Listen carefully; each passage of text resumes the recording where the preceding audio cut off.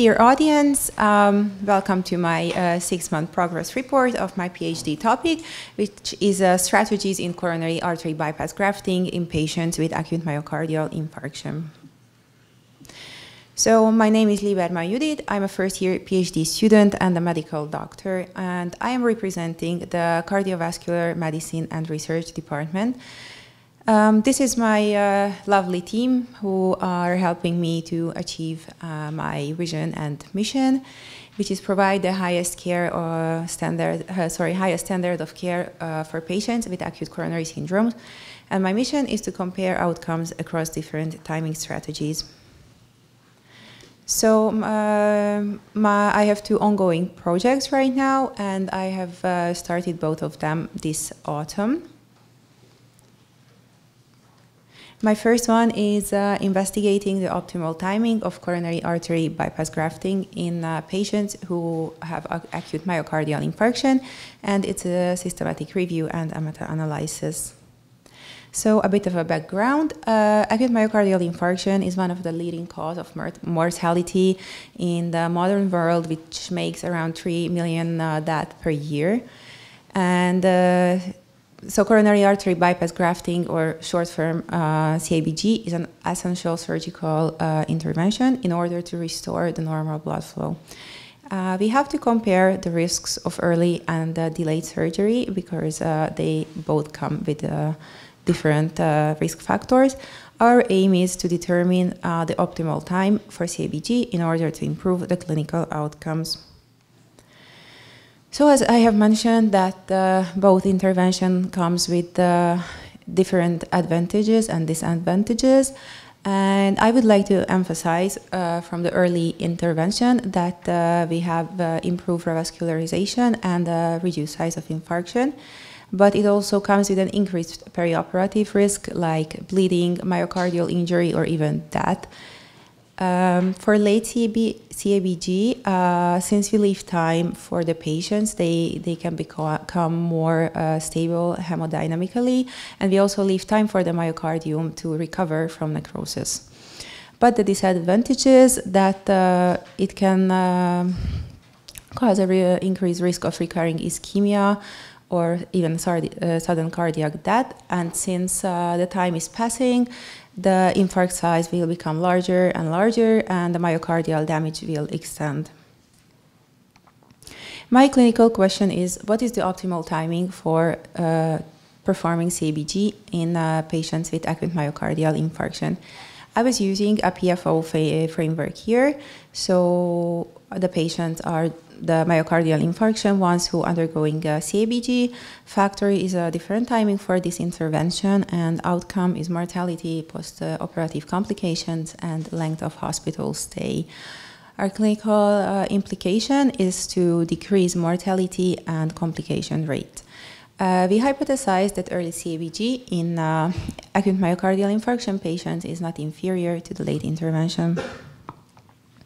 So this is my final search key, which has been conducted in 3 different databases, and I divided them to 3 domains. The first one is focusing on the myocardial infarction itself, the second one is about the intervention, and the third one is timing.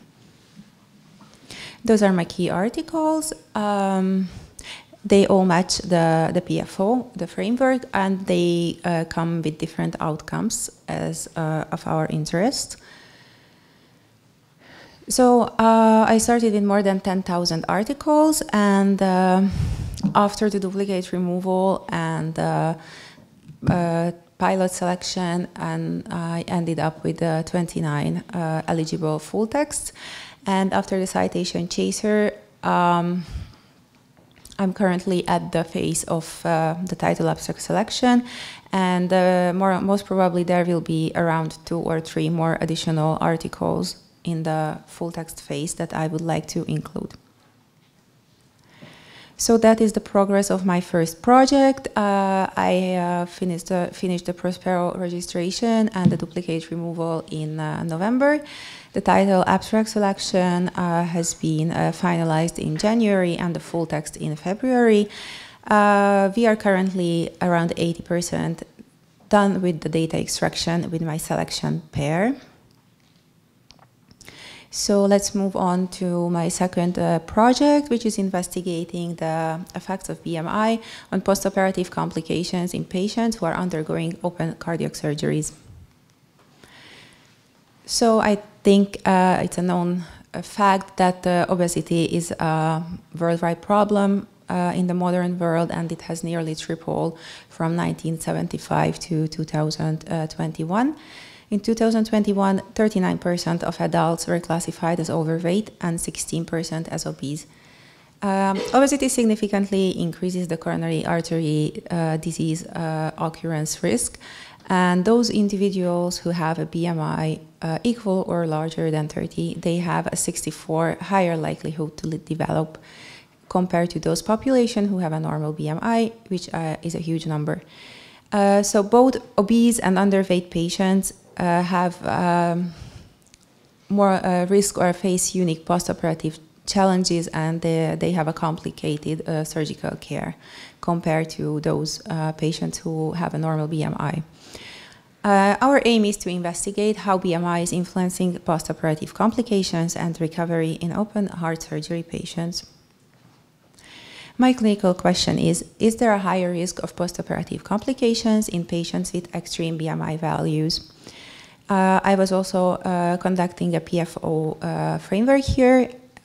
Patients who are undergoing cardiac surgery, the factor is BMI, and outcome is postoperative complications, and more specifically atrial fibrillation, wound healing, and mortality.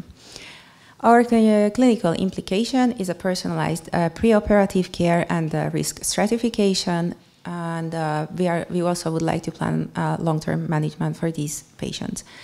Our hypothesis is that patients with extreme BMI, either underweight or overweight, or even morbid obese patient, they have a higher risk of postoperative complications following an open cardiac surgery. So this is the preliminary search key, which also have been conducted in 3 databases. And here I divided to 2 domains for the cardiac surgery and the BMI. And those are the key articles, and they also match the PFO framework, and they almost found the same outcomes that I am interested in. And to summarize, I would like to finish both of my projects during the summer, like the beginning and the end of the summer, basically. And I would like to finish my presentation with a quote from Albert Einstein, that all of science is nothing more than the refinement of everyday thinking. Thank you very much for your attention.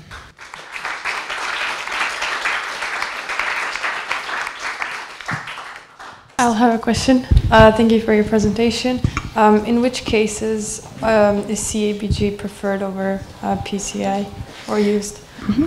Thank you very much for this question. We choose CABG, first of all, when the PCI have failed, or in patients who are at high risk. So either they have a multivessel disease, or they have a left main coronary artery disease, or a significantly reduced left ventricular ejection fraction, or also when they are anatomically not suitable for the percutaneous intervention, or there's a severe calcification, which is ongoing.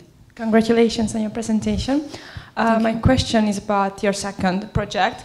So patients with extreme BMI obesity, what are the most common or important complications? And what should clinicians focus on after these open heart surgeries? So what should they monitor or pay attention to? Thank you very much for your question. For obese patients, as I mentioned, they have altered wound healing, and they often develop mediastinitis due to the increased adipose tissue. They are also more prone to develop acute kidney injury and respiratory problems, like postoperative pneumonia, or they usually need prolonged ventilation and atrial fibrillation. Pretty much this. Okay, thank you very much for your answer. Thank you. Oh, sorry, I would like to complete this because I didn't mention the underweight patient, that they also have risk factors, since they are malnourished and they are more fragile. They they also have a higher risk of bleeding or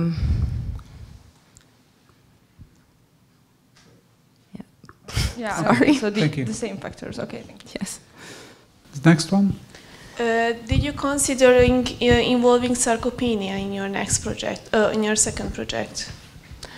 Actually not, because we are more likely focusing on cardiovascular outcomes or cerebrovascular accidents. But Obese sarcopenic patients outcome. Actually, we don't consider it for now. Thank you. Thank you for your presentation. Thank you. Most of your project, you mentioned that you are gonna analyze mortality. That's one of your outcomes.